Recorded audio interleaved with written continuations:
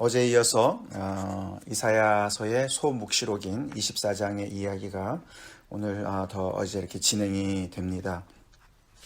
하나님께서 땅을 창조하셨죠. 창조하셨습니다만 그 땅이 죄악으로 관영했기 때문에 하나님은 그 창조를 되돌리시는 것 같이 그 땅을 정말 혼돈하고 공허하던 그것을 거기에 하나님께서 정말 질서를 세우시고 아름답게 채워놓으셨던 그 창조의 이야기를 완전히 되돌리셔서 그 땅을 공허하게 하고 황폐하게 하고 그래서 약탈을 당한 성읍과 같이 그렇게 만드시겠다 어제 말씀을 하시면서 세계 민족 중에 이러한 일이 있을 것이다.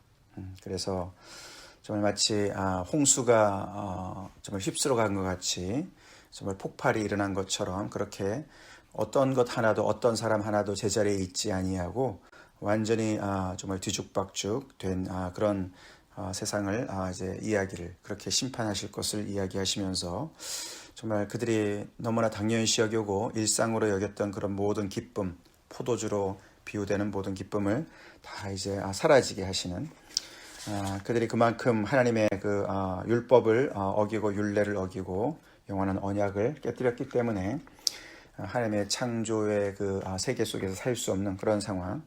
그러나 그 어저께 13절이 세계 민족 중에 이러한 일이 있으리니 곧 감람나무를 흔듦 같고 포도를 거둔 후에 그 남은 것을 주움 같을 것이니라. 그렇게 해서 그렇게 다 이제 하나님의 심판을 받게 되지만 그 중에도 뭔가 남아있는 어떤 것을 이렇게 암시했습니다. 그것에 이어서 이제 오늘 14절부터 이제 본문이 이제 이렇게 연결이 되면서 아니나 다를까 그렇게 세상에 하나님의 심판이 임해서 모두가 정말 다 망하고 곡소리가 나는데 그 중에 그래서 그들이 정말 포도주를 마시면서 그들이 불렀던 노래는 그쳤지만 하나님의 이런 의로운 심판에 의해서 그것 때문에 하나님을 찬양하는 사람들이 있을 것이다 라고 이제 14절부터 이야기를 하죠. 14절부터 16절. 그래서 항상 성경의 이야기는 정말 하나님의 심판은 양날의 칼이다 라는 것을 우리가 꼭 기억해야 되겠죠. 하나님을 대적하는 원수들에게는 정말 멸망의 그런 심판의 자리고 그렇지만 그런 가운데서 정말 이렇게 그 하나님을 대적하는 세력 아래서 신음하던 하나님의 백성들, 끝까지 믿음을 지켰던 신실한 하나님의 백성들에게는 해방의 날이자 구원의 날이기 때문에 그들은 정말 거기에서 구원의 노래를 크게 외치게 되는 것이죠. 여기 무리가 소리를 높여 부를 것이며 그 무리가 they, 누군지는 정확히 나와 있지 않지만 당연히 하나님의 백성들이겠죠. 보니까 많이 흩어져 있습니다. 그렇죠. 바다에서 크게 외치고 또 동방에서 외치고 모든 바다 모든 섬에서 외치고 땅끝에서부터 노래한다. 그래서 이 흩어진 하나님의 백성들이 정말 이렇게 하나님께서 정말 정말 이 세계적인 우주적인 그런 심판을 행하실 때에 여기저기서 믿음을 지키면서 신음하던 모든 백성들이 사방에서 동서남북에서 정말 하나님을 찬양하는 그런 이야기를 하면서 그들이 어떤 찬양의 내용을 하냐면은 의로우신 이에게 영광을 돌리세 그렇게 얘기합니다. 이 하나님의 심판이 너무 의롭다는 것이죠. 그래서 정말 이 세상을 창조하시고 다스리시는 하나님답게 만왕의 왕답게 정말 불의를 심판하시고 벌하시고 그 속에서 하나님의 의를 공의를 다시 세우시는 그 하나님이 의로우시기 때문에 그 하나님께 영광을 돌리세라고 찬양을 합니다.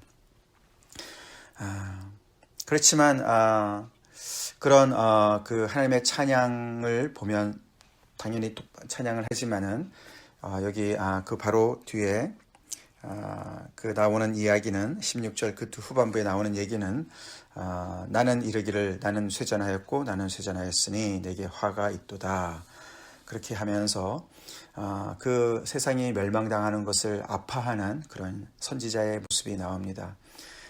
정말 세상이 죄악으로 말미암아 완전히 황폐해지고 그래서 쇠잔해진 것을 마치 자기의 그런 문제인 양 그렇게 정말 고백하면서 세상에 맺힌 화를 보면서 같이 정말 그것 때문에 아파하는 그런 이야기를 합니다. 배신자들은 배신하였고 배신자들이 크게 배신하였도다. 이 배신이란 단어를 이렇게 짧은 구절 속에 4번이나 반복하면서 그들이 이렇게 멸망받을 수밖에 없는, 쇠잔해질 수밖에 없는, 화를 당할 수밖에 없는 이유가 결국은 하나님의 그 언약을 배신하고, 영원한 언약을 배신하고, 하나님의 창조 질서를 배신하고, 그들이 정말 마음껏 욕심을 내어서 탐욕하고, 옆에 있는 이웃들을 착취하고, 경제적으로는 착취하고,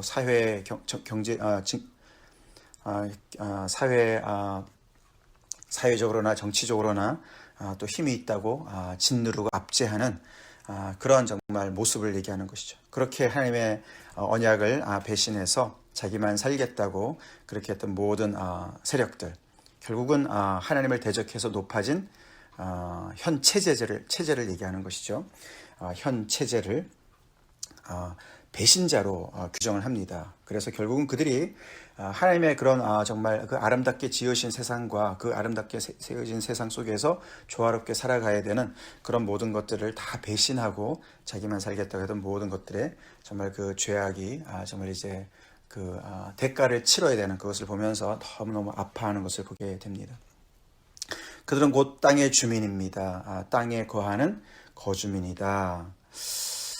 그래서 이 땅이 심판을 받습니다. 그 땅의 주민들이 이렇게 정말 너무나도 하나님을 대적하는 삶을 살았기 때문에 그들이 심판을 받는데, 그들뿐만 아니라 그들의 거주지인 땅까지도 다 심판을 받으면서 완전히 땅이 죽어버리는, 땅의 주민도 죽어버리고 멸망을 당하고, 그래서 완전히 총체적인 그런 심판이 이야기가 되면서, 그것뿐만이 아니죠. 그 뒤에 보면은 하나님께서 모든 높은 군대와 또 땅의 왕들을 다 멸하신다. 그래서 땅과 높은 군대, 하늘의 높은 군대, 그 다음에 땅의 왕들, 그렇게 해서 완전히 그런 어떤 그 악의 세력들을, 그 배후의 세력들까지 다 포함한 아주 완전히 아주 완전히 총체적인 그런 심판을 행하시는 이야기를 기록합니다. 오늘 본문은 정말 그 요한계시록과 너무나 닮지 않았습니까? 그 하나님의 심판이 얼마나 정말 이 아주 철저한가 하면은, 여기 다시 돌아가서 17절에 보시면은 땅의 주민아 이러면서 두려움과 함정과 올무가 내게 이르렀나니, 이 두려움, 함정, 올무라는 이 세 단어는 이렇게 짝으로 자주 나옵니다. 우리가 예레미야에도 또 나오는데, 거기도 보면은 이제 결국은 하나님의 심판이 임했을 때에 이것이 얼마나 철저하게 임하는지 피할 구멍이 없다, 그런 뜻입니다. 하나님의 심판이 오니까 마치 사냥감이 도망을 치는 거예요. 이제 정말 포수가 쫓아오는데 너무나 두려워서 도망을 가다가 막 두려워서 도망을 가는데 함정에 빠지는 거예요. 그래서 함정에서 막 이제 거기서 발버둥 쳐서 살아남아가지고 막 올라오는데 올무에 걸리는 겁니다.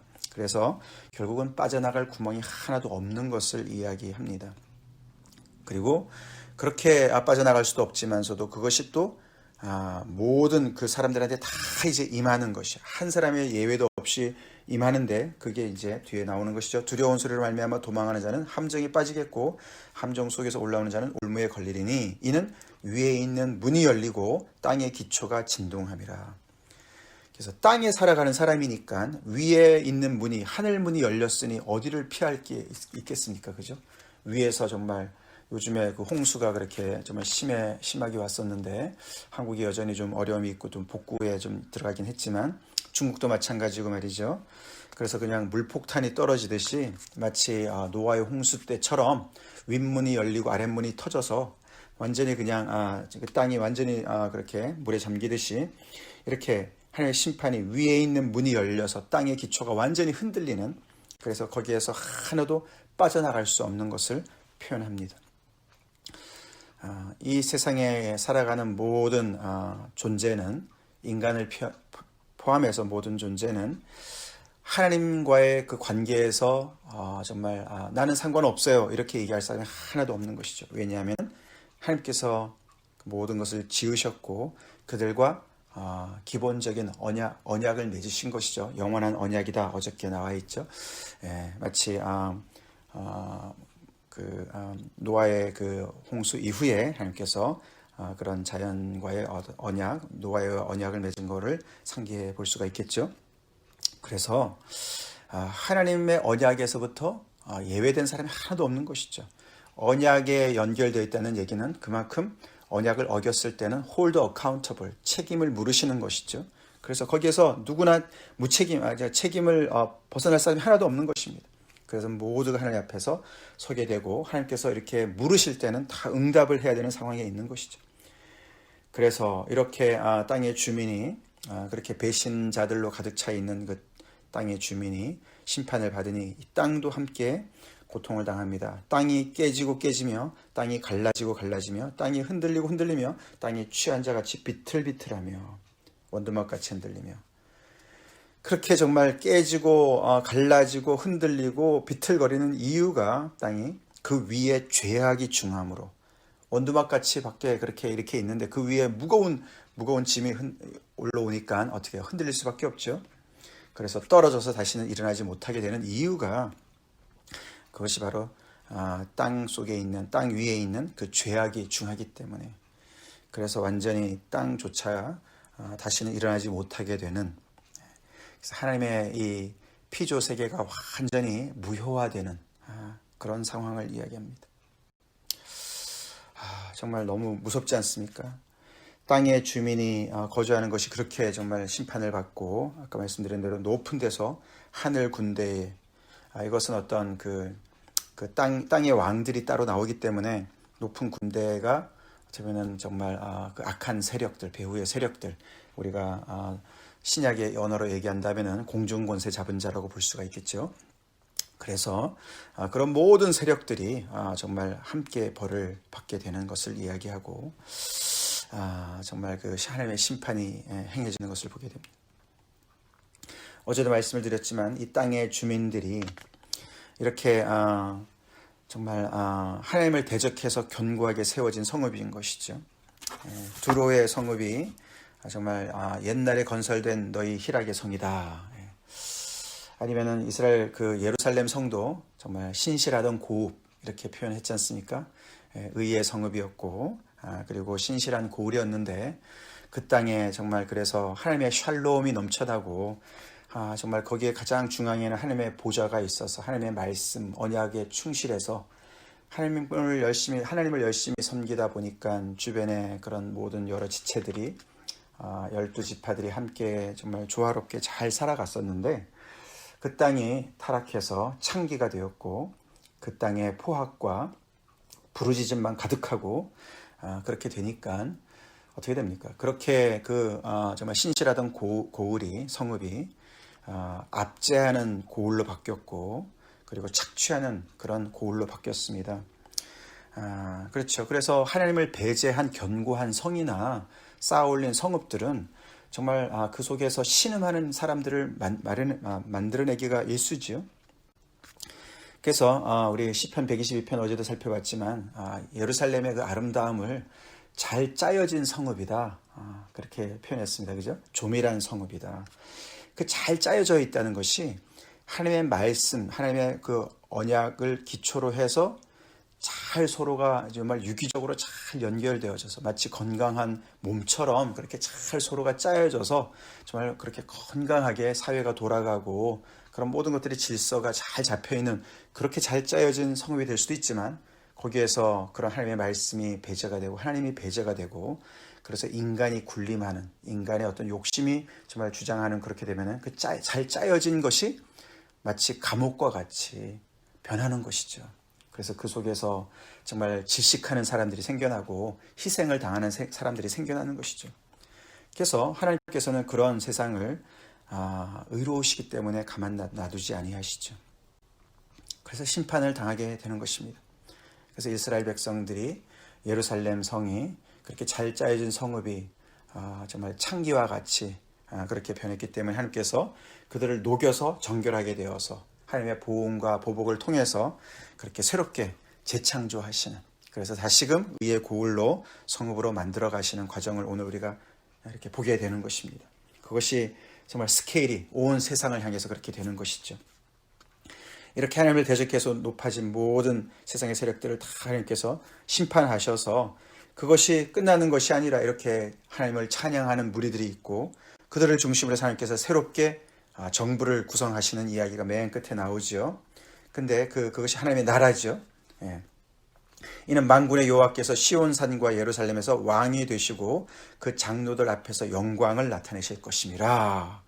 예. 그래서 이런 정말 깜깜한 이런 정말 너무나 정말 암울한 그런 심판의 메시지 속에서 영광이란 단어가 오늘 앞에도 나오고 뒤에도 나오죠.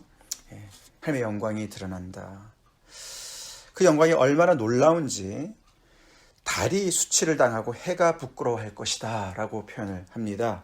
23절에 달은 밤에 비추는 것이고 해는 낮에 비추는 것인데 그 빛이 하나님의 영광 앞에서 정말 너무나 초라할 정도가 되기 때문에 부끄러워한다는 표현을 쓰는 것이죠. 그만큼 하나님의 영광이 온전히 충만할 것이다. 정말 이 요한계시록 말씀이 그대로 떠오르지 않습니까? 그렇게 땅이 다 완전히 죽었고 완전히 망했는데 이상하게도 시온산과 예루살렘이 살아남았습니다. 그죠? 그리고 그 모든 정말 땅의 주민들이 다 심판을 받았는데 이 무리가 살아남았는데 그 무리가 뒤에 보니까 그 장로들이다 이렇게 표현을 합니다. 결국 이 대상은 하나님의 신실한 백성들이죠. 다시 똑같습니다. 그래서 오늘날로 말하면 교회가 되겠습니다. 네. 새 이스라엘 교회가 되겠습니다. 그렇게 정말 너무나 힘든 그런 정죄의 과정을 거치면서 하나님께서 이 예루살렘을 새롭게 하시는 새 예루살렘을 정말 창조하시는 것을 보게 되고 거기서 하나님께서 왕으로 좌정하시고 그들을 통치하셔서 하나님의 나라가 온전히 임하는 영광을 이야기합니다. 그래서 우리 지난 주일에 이사야서 12장에 하나님은 나의 구원이시다라고 그 정말 감사의 찬송을 하는 것에 그 마지막에 우리가 그 피날레를 보지 않았습니까?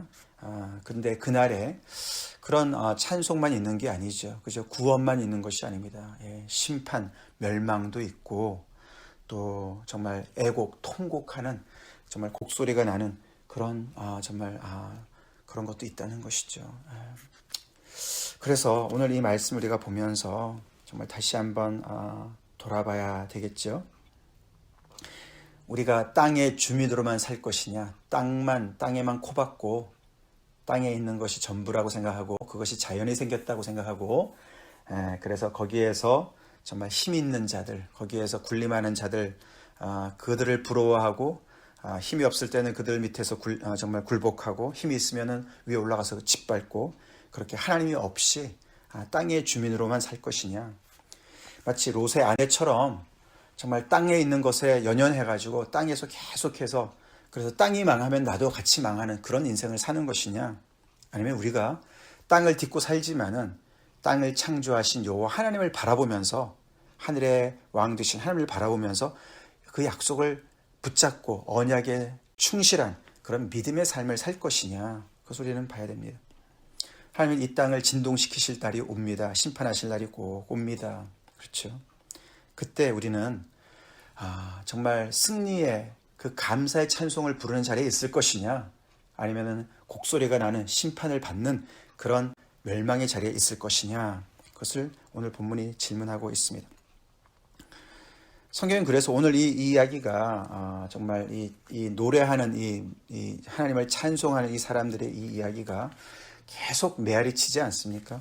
우리가 출애굽기 15장에서는 모세의 노래라고 제목이 달려있는 그 정말 그 대단했던 애굽의 그 정말 조밀하게 잘 짜여졌던 그 정말 사람을 너무너무 정말 조직적으로 정말 착취하고 압박했던 그 애굽의 그 시스템이 정말 가두었던 그 백성들이 해방되어져서 그 원수들은 정말 그 홍해에 수장되고 자기들은 정말 너무나 연약한 자기들은 하나님의 놀라우신 구원의 능력으로 구원받았을 때 하나님을 찬양하지 않았습니까?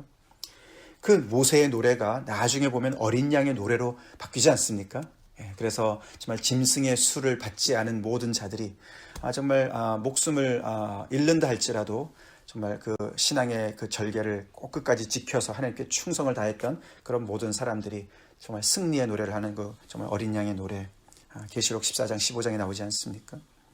개인적으로 말하면 마리아의 찬가나 한나의 찬가 같은 것들이시죠. 그죠? 그래서 정말 힘 있는 자, 강한 자들을 정말 겸손케 하시고 굴복시키시고 그들의 교만을 꺾으시고 정말 비천한 자를 높이시는 그런 하나님의 모습을 보게 되면서 성경에서 이렇게 정말로 이 땅의 그 권세 아래 짓밟히는 많은 사람들을 하나님께서 신원해 주시는, 그래서 그들이 구원의 찬송, 감사의 찬송을 하는 이야기로 가득 차 있습니다.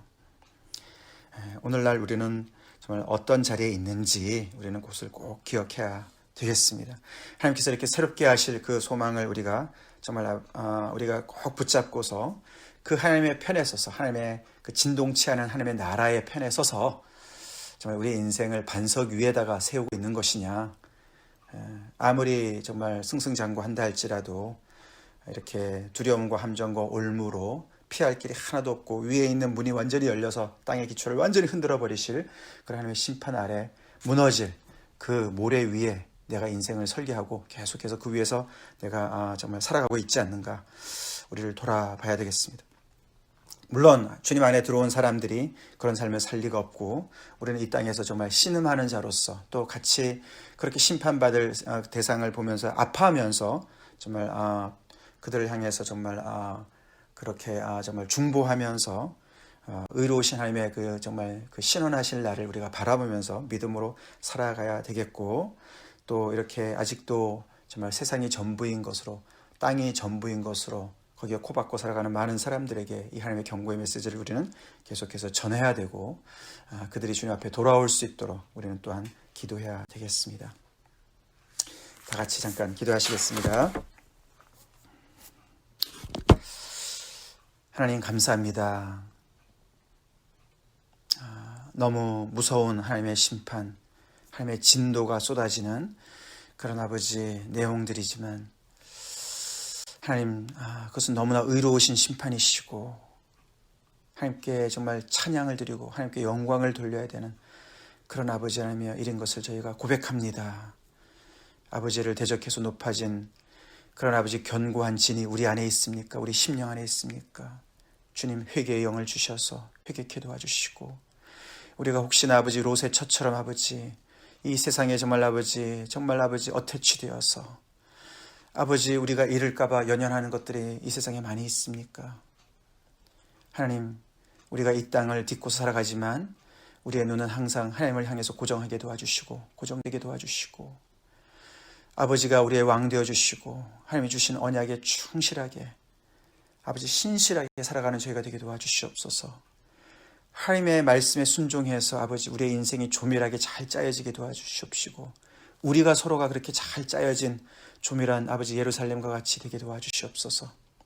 하나님이 없는 아버지 세상의 시스템 그 속에서 아버지 하나님이여, 주님 정말 아버지 살다가 많은 사람들을 질식해하고 짓누르는 그런 아버지 세상 시스템에 아버지 저희가 정말 살지 않게 도와주시옵소서.